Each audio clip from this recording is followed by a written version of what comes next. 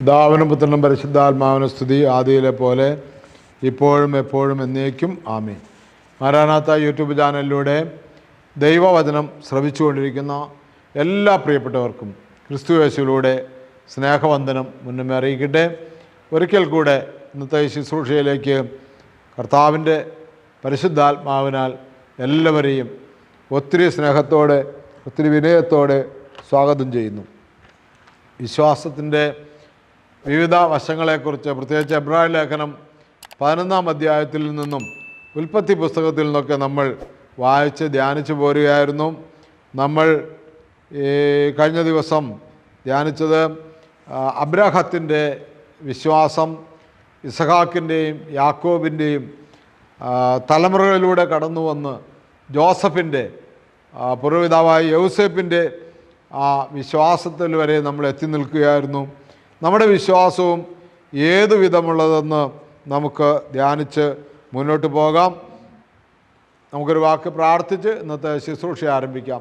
നിത്യനും വാഴ്ത്തപ്പെട്ടവനുമായ ഞങ്ങളുടെ സ്വർഗ്ഗപിതാവേ, ഈ നല്ല സമയത്തിനായി നന്ദിയോടെ സ്തുതിക്കുന്നു, സ്തോത്രം ചെയ്യുന്നു, മഹത്വപ്പെടുത്തുന്നു. എല്ലാ നൽവരങ്ങളും എല്ലാ അനുഗ്രഹങ്ങളും ഞങ്ങളെ ചൊരിയണമേ എന്ന് പ്രാർത്ഥിക്കുന്നു. പരിശുദ്ധാത്മാവിനാൽ ഞങ്ങളെ നയിക്കണമേ എന്ന് പ്രാർത്ഥിക്കുന്നു. വിശ്വാസത്തെക്കുറിച്ച് ഞങ്ങൾ കേൾക്കുമ്പോൾ വിശ്വാസത്തിൻ്റെ ആഴമേറിയ അനുഭവം ഞങ്ങൾക്ക് നൽകണമേ എന്ന് പ്രാർത്ഥിക്കുന്നു. കർത്താവേ, ക്രൂശിൻ്റെ വചനം നശിച്ചു പോകുന്നവർക്ക് ഭോഷത്വവും, എന്നാൽ വിശ്വസിക്കുന്നവരായ നമുക്കോ അത് ദൈവശക്തിയുമാണെന്ന് വിളിക്കപ്പെട്ടവർക്ക്, രക്ഷിക്കപ്പെട്ടവർക്ക് ദൈവത്തിൻ്റെ ഇടപെടലാണ്, ശക്തിയാണെന്ന് ഞങ്ങൾ വിശ്വസിച്ച് ഏറ്റുപറയുന്നു. കർത്താവേ, ഞങ്ങളുടെ വിശ്വാസം വർദ്ധിപ്പിക്കണമേ എന്ന് പ്രാർത്ഥിക്കുന്നു. വിശ്വാസത്തിൻ്റെ പൂർണ്ണതയിൽ എത്തിച്ചേർന്ന പരിശുദ്ധ അമ്മേ, ദൈവമാതാവേ, സകല വിശുദ്ധന്മാരെ, ശുദ്ധിമതികളെ, ഞങ്ങളും വിശ്വാസ തീക്ഷ്ണതയിൽ അതിൻ്റെ പൂർണ്ണതയിൽ എത്തിച്ചേരുവാൻ, അതിൻ്റെ ആത്മീയ ജ്ഞാനത്തോടെ, അതിൻ്റെ പക്വതയോടെ വിശ്വാസത്തിൽ അധിഷ്ഠിതമായി നിലകൊള്ളുവാൻ ഞങ്ങളെ സഹായിക്കണമേ എന്ന് പ്രാർത്ഥിക്കുന്നു. എല്ലാ നന്മകളാലും ഐശ്വര്യങ്ങളാലും നിറയ്ക്കണമേ. നിത്യം പിതാവും പുത്രനും പരിശുദ്ധാത്മാവുമായ സർവേശ്വര എന്നേക്കും ആമേൻ.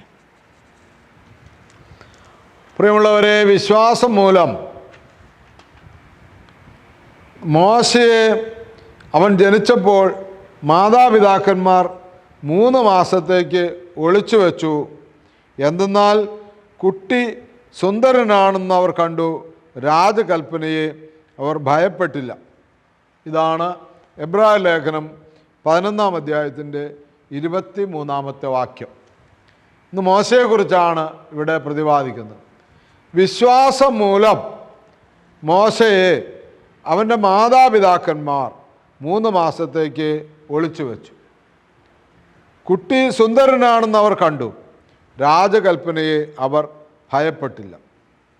പ്രിയമുള്ളവരെ, പുറപ്പാട് പുസ്തകം 11-ാം അധ്യായത്തിൻ്റെ 23-ാമത്തെ വാക്യം നമ്മൾ, എബ്രായർ ലേഖനം 11-ാം അധ്യായത്തിൻ്റെ 23-ാമത്തെ വാക്യം, ഇതിൻ്റെ പശ്ചാത്തലം അറിയണമെങ്കിൽ നമ്മൾ പുറപ്പാട് പുസ്തകം 2-ാം അധ്യായത്തിലേക്ക് പോകണം. പുറപ്പാട് പുസ്തകം 2-ാം അധ്യായത്തിൽ വരുമ്പോൾ മോശയെക്കുറിച്ച് അവിടെ പ്രതിപാദിക്കുന്ന ഭാഗമാണ്. നമുക്കൊന്ന് വായിച്ച് കടന്നു പോകാം. ഇങ്ങനെയാണ് 2-ാം അധ്യായം ആരംഭിക്കുന്നത്. അക്കാലത്ത് ലേവി ഗോത്രത്തിൽപ്പെട്ട ഒരാൾ തൻ്റെ തന്നെ ഗോത്രത്തിൽപ്പെട്ട ഒരു സ്ത്രീ വിവാഹം ചെയ്തു. അവൾ ഗർഭം ധരിച്ച് ഒരു പുത്രനെ പ്രസവിച്ചു. ശിശു കോമളനായിരുന്നതിനാൽ അവൾ അവനെ 3 മാസം രഹസ്യമായി വളർത്തി. അവനെ തുടർന്നും രഹസ്യത്തിൽ വളർത്തുക ദുഷ്കരമായി തീർന്നപ്പോൾ അവൾ ഞാങ്ങണ കൊണ്ട് നെയ്ത കളിമണ്ണും താറും പൂശിയ ഒരു പേടകത്തിൽ അവനെ കിടത്തി. നദീതീരത്തുള്ള ഞാങ്ങണ ചെടികളുടെ ഇടയിൽ പേടകം കൊണ്ട് ചെന്ന് വെച്ചു. അവന് എന്ത് സംഭവിക്കുമെന്ന് ഉറ്റുനോക്കിക്കൊണ്ട് അവൻ്റെ സഹോദരി കുറേ അകലെ കാത്തു നിന്നിരുന്നു. ഇതാണ് വിശ്വാസം മൂലം അവർ മോശയെ 3 മാസം ഒളിപ്പിച്ചു വെച്ചു. പിന്നെയോ അവർ അത് സാധ്യമല്ല എന്ന് കണ്ടപ്പോൾ അവർ ഞാങ്ങണ കൊണ്ട് ഒരു പേടകമുണ്ടാക്കി, ഒരു പെട്ടിയുണ്ടാക്കി, അതിൽ വെച്ചു. ഞാങ്ങണ ചെടികളുടെ ഇടയിൽ നദീതീരത്തിൻ്റെ അടുത്ത് കൊണ്ടുവന്ന് വെച്ചു. എന്താണ് ഇങ്ങനെയൊക്കെ സംഭവിക്കാനുള്ള കാരണം? പുറപ്പാട് പുസ്തകത്തിൽ തന്നെ പറയുന്നു, ഇസ്രായേൽ ജനം ഈജിപ്തിൽ ഫറവോയുടെ നാട്ടിൽ ശക്തരായി. എണ്ണം കൊണ്ടും എല്ലാ അർത്ഥത്തിലും അവർ വലിയ സമൂഹമായി. അപ്പോൾ യൗസേപ്പിനെ മനസ്സിലാക്കാത്ത, യൗസേപ്പിനെ കുറിച്ച് അറിയാത്ത ഒരു രാജാവ് അവിടെ ഭരണം തുടങ്ങിയപ്പോൾ ഇസ്രായേൽ ജനത്തിന് ഉണ്ടായിരുന്ന അധികാരങ്ങളും അവകാശങ്ങളൊക്കെ എടുത്തു കളഞ്ഞിട്ട് അവരെ വെറും അടിമകളാക്കി അടിമവേല ചെയ്യിക്കുന്ന അനുഭവമാണ് ഉണ്ടായത്. അങ്ങനെ അടിമവേല ചെയ്യുന്ന അനുഭവം ഉണ്ടായി കഴിഞ്ഞപ്പോൾ ഇവർക്ക് ഇവരുടെ ജീവിതത്തിൽ ജോലി ചെയ്യുന്നതിന് പ്രശ്നമില്ല, ഇവർക്ക് മക്കളുണ്ടാകുന്നതിന് പ്രശ്നമില്ല. ഇവരുടെ അടിമത്ത സമയത്തും ഇവരുടെ കൂട്ടം വളർന്നു വന്നു. അപ്പോഴാണ് ഫറവോ ഒരു നിയമം കൊണ്ടുവരുന്നത്, ഇസ്രായേലിന് എന്താ പറയുന്നത്, ഒറ്റ ആൺകുട്ടികളും ജനിക്കാൻ പാടില്ല. ഒറ്റ ആൺകുട്ടികളും ജനിക്കാൻ പാടില്ല. അപ്പോൾ അവിടെ ഒരു നിയമം കൊണ്ടുവന്നു. ഷിഫ എന്നും പൂവ എന്നും വിളിക്കുന്ന 2 എബ്രായ സൂതികർമ്മിണികളോട്, വയറ്റാട്ടികളോട്, എബ്രായ സ്ത്രീകൾക്ക് പ്രസവ ശുശ്രൂഷ നൽകുമ്പോൾ ശ്രദ്ധിക്കുവിൻ, പിറക്കുന്നത് ആൺകുട്ടിയാണെങ്കിൽ അവനെ വധിക്കണം, പെൺകുട്ടിയെങ്കിൽ ജീവിച്ചു കൊള്ളട്ടെ എന്ന് ഈ വയറ്റാട്ടികൾക്ക് രാജകൽപ്പന കൊടുത്തു.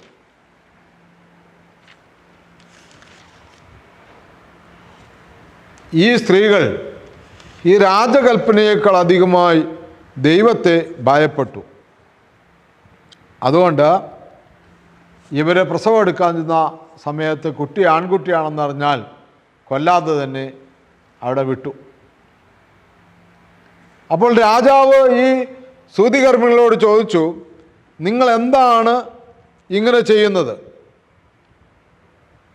എന്തുകൊണ്ട് നിങ്ങൾ ആൺകുട്ടികളെ ജീവിക്കാൻ അനുവദിച്ചു? അപ്പോൾ ഈ സ്ത്രീകൾ രാജാവിനോട് പറഞ്ഞു, ആകയാൽ രാജാവേ,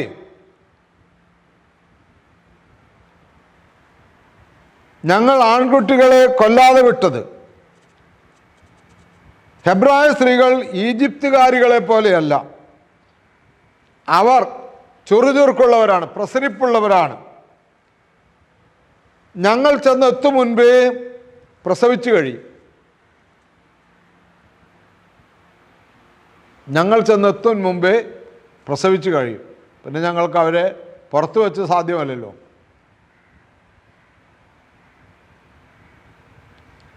പിന്നെയും ജനം വർദ്ധിച്ചു.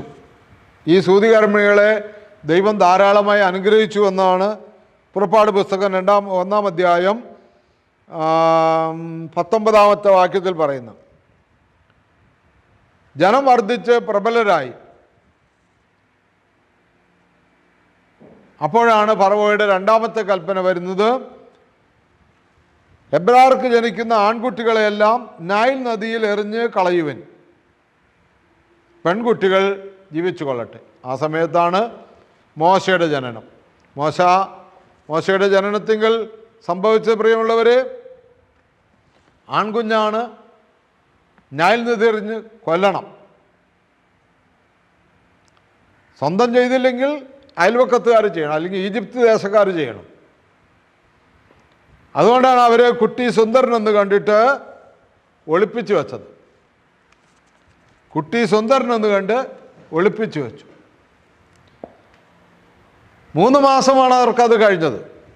അപ്പോഴത്തേക്കും കുട്ടിയുടെ വളർച്ച കൊണ്ടോ കരച്ചിൽ കൊണ്ടൊക്കെ ഒരുപക്ഷെ പുറത്തേക്ക് കേൾക്കാം എന്ന് മനസ്സിലായപ്പോൾ അവർ ചെയ്ത ഒരു പ്രവൃത്തിയാണ്, അല്ലെങ്കിൽ അവരിലൂടെ ദൈവം ചെയ്ത പ്രവൃത്തിയാണ് എന്ത്?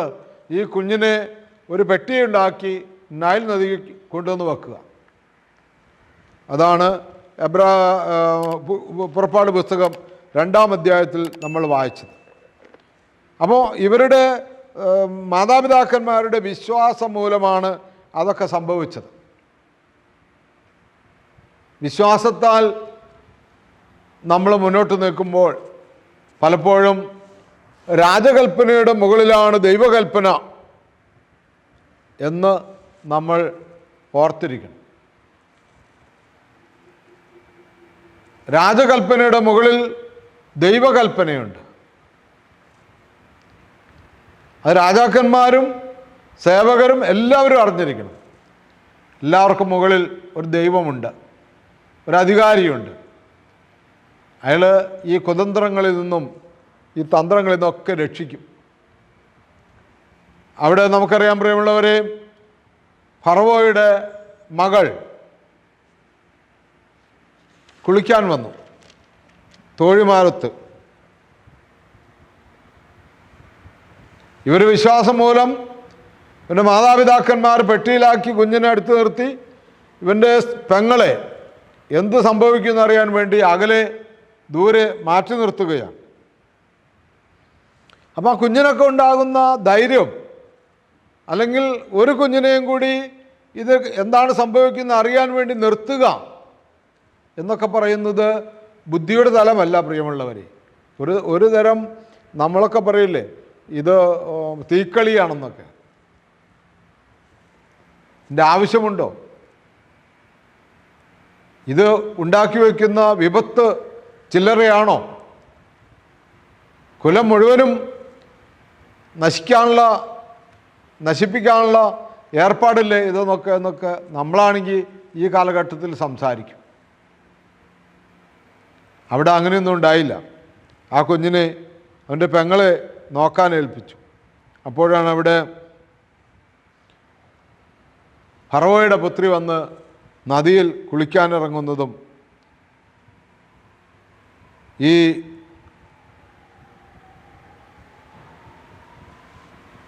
ഞാങ്ങടയുടെ ഇടയിൽ ഈ പേടകം കാണുന്നതും തുറന്നു നോക്കുന്നതും കുഞ്ഞാണെന്ന്, ശിശുവാണെന്ന് മനസ്സിലാക്കി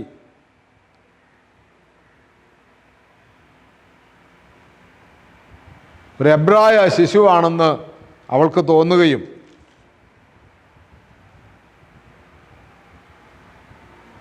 അപ്പോൾ അവൻ്റെ സഹോദരി ഓടി വന്ന്, നിനക്ക് വേണ്ടി ഈ കുഞ്ഞിനെ മുലയൂട്ടി വളർത്തുന്നതിന് ഒരു എബ്രായ സ്ത്രീയെ ഞാൻ വിളിച്ചുകൊണ്ട് വരട്ടെയോ? ഫറവോയുടെ പുത്രി അവളോട് പറഞ്ഞു, അങ്ങനെയാവട്ടെ. അവൾ പോയി ശിശുവിൻ്റെ അമ്മയെ വിളിച്ചു കൊണ്ടുവന്നു. പ്രിയമുള്ളവരെ, വിശ്വാസമെന്ന് പറയുന്നത് വലിയ ത്യാഗത്തിൻ്റെയും പരീക്ഷണങ്ങളുടെയും ഇടയിലൂടെ രൂപപ്പെടുന്നതാണ്. വിശ്വാസമല്ലാതെ നമ്മൾ കാണുന്നത് പോലെയല്ല. നമ്മൾക്കുണ്ടാകുന്ന പ്രയാസങ്ങളിലും നമുക്കുണ്ടാകുന്ന പ്രതിസന്ധികളിലും ദൈവം നമ്മളെ എങ്ങനെ സംരക്ഷിക്കുന്നു എന്ന് ദൈവം തന്നെ നമ്മൾക്ക് കാണിച്ചു തരാൻ വേണ്ടി നമ്മുടെ ജീവിതത്തിൽ ധാരാളം പരീക്ഷകൾ ദൈവം അനുവദിക്കുകയാണ്.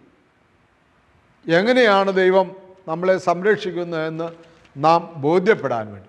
അപ്പോൾ വിവിധ തരത്തിലുള്ള പരീക്ഷണങ്ങളും വിവിധ തരത്തിലുള്ള കഷ്ടതകളും വിവിധ തരത്തിലുള്ള സങ്കടങ്ങളും നാം അനുഭവിക്കുന്നില്ലെങ്കിൽ നമ്മുടെ വിശ്വാസം വർദ്ധിക്കുന്നില്ല. അതുകൊണ്ടാണ് കള്ളും കുടിക്കും, സിഗരറ്റും വലിക്കും, എല്ലാ തിന്മപ്പെട്ട പ്രവൃത്തിയും ചെയ്യും, പള്ളിയിലും പോകും, എന്താ പറയുന്നത്, നേർച്ച കാഴ്ചകളൊക്കെ നടത്തും. എന്നിട്ട് പറയും ഞങ്ങൾക്ക് പാരമ്പര്യമായിട്ടൊരു വിശ്വാസമുണ്ട്, അത് ഞങ്ങൾ വ്യതിചലിച്ചിട്ടില്ല. കാരണം എന്താണ്? ഇത്തരം ആളുകൾക്കൊന്നും ഈ പറയുന്ന യാതൊരു പരീക്ഷണങ്ങളും ഇല്ല, അടിച്ചു പൊളിച്ച് ജീവിച്ചുകൊണ്ടിരിക്കുകയാണ്. സത്യത്തിൽ യഥാർത്ഥ വിശ്വാസം എന്ന് പറയുന്നത് വിവിധങ്ങളായിട്ടുള്ള പരീക്ഷണങ്ങളിലൂടെ കടന്നു പോകുമ്പോഴുണ്ടാകുന്ന ദൈവത്തിൻ്റെ കരുതൽ, ദൈവത്തിൻ്റെ ഇടപെടൽ അനുഭവിച്ച് പോകുന്ന വ്യക്തികളാണ് യഥാർത്ഥ വിശ്വാസികൾ.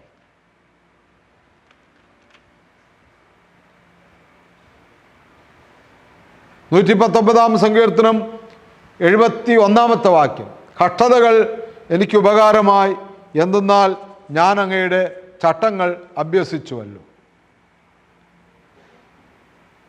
എൻ്റെ പ്രിയമുള്ളവരെ, നമുക്ക് വിശ്വാസത്താൽ യാത്ര ചെയ്യാം. നമ്മുടെ കഷ്ടതകളും നമ്മുടെ പ്രയാസങ്ങളും മക്കളില്ലാത്തവരോ സാമ്പത്തിക പ്രതിസന്ധി അനുഭവിക്കുന്നവരോ ഏതെങ്കിലും വിധത്തിലുള്ള ദുഃഖങ്ങൾ അനുഭവിക്കുന്നവരൊക്കെ ഉണ്ടെങ്കിൽ ഈ വിശ്വാസത്താൽ ഇവർ ധൈര്യം കൊള്ളണം. ഏത് പ്രതിസന്ധി ഘട്ടത്തിലും, ഏത് പ്രയാസങ്ങളിലും, ഏത് ആക്ഷേപങ്ങളിലും, ഏത് ഉപേക്ഷിക്കപ്പെടലിലും, ഏത് അവഗണിക്കപ്പെടുന്നതിലും അതിൻ്റെ എല്ലാം അറ്റത്ത് എൻ്റെ കർത്താവുണ്ട് എന്ന് വിശ്വസിക്കണം.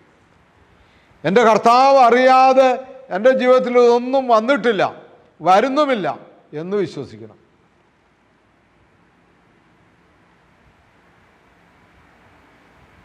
പൗലോസ്ലീഹായെ പോലെ നമുക്ക് പറയാൻ കഴിയണം, ആത്മാവിൽ, എനിക്ക് ബുദ്ധിയിലും പ്രസംഗിക്കാൻ കഴിയും, ആത്മാവിലും കഴിയും. ഏതാണ് കൂടുതൽ ഗുണം? കൂടുതൽ ഗുണം ആത്മാവിലാണ്. എൻ്റെ പ്രിയമുള്ളവരെ, വിശ്വാസത്താൽ നമുക്ക് എന്താ പറയുന്നത്, വലിയൊരു ഉറപ്പുണ്ട് ദൈവസന്നിധിയിൽ. വിശ്വാസം കൂടാതെ ആർക്കും ദൈവത്തെ പ്രസാദിപ്പിക്കുക സാധ്യമല്ല. ഹല്ലേലൂയ. യേശുവേ നന്ദി. നമുക്ക് പ്രാർത്ഥിക്കാം.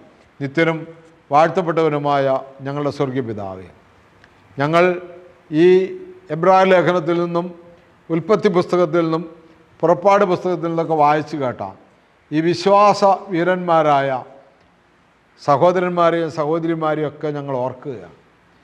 ഇവരുടെയൊക്കെ ജീവിതത്തിൽ ഒരുപാട് വിവിധങ്ങളായിട്ടുള്ള പരീക്ഷണങ്ങൾ കടന്നു വന്നപ്പോഴൊക്കെ ഒന്നുമില്ലായ്മയിലും എല്ലാം ഉള്ളവനെ പോലെ, എല്ലാം തികഞ്ഞവനെ പോലെ ദൈവത്തിൽ ആശ്രയം വെച്ചു എന്ന് കേൾക്കുമ്പോൾ തന്നെ കർത്താവേ, ഇതൊരു ബുദ്ധിയുടെ തലമല്ല, ഇതൊരു ദൈവിക ജ്ഞാനത്തിൻ്റെ തലമാണെന്ന് വിശ്വസിക്കാനുള്ള കൃപ ഞങ്ങൾക്ക് നൽകണമേ എന്ന് പ്രാർത്ഥിക്കും. ഞങ്ങളുടെ വിശ്വാസം ഇന്ന് വളരെ കുറഞ്ഞു നിൽക്കുന്ന ഈ കാലഘട്ടത്തിൽ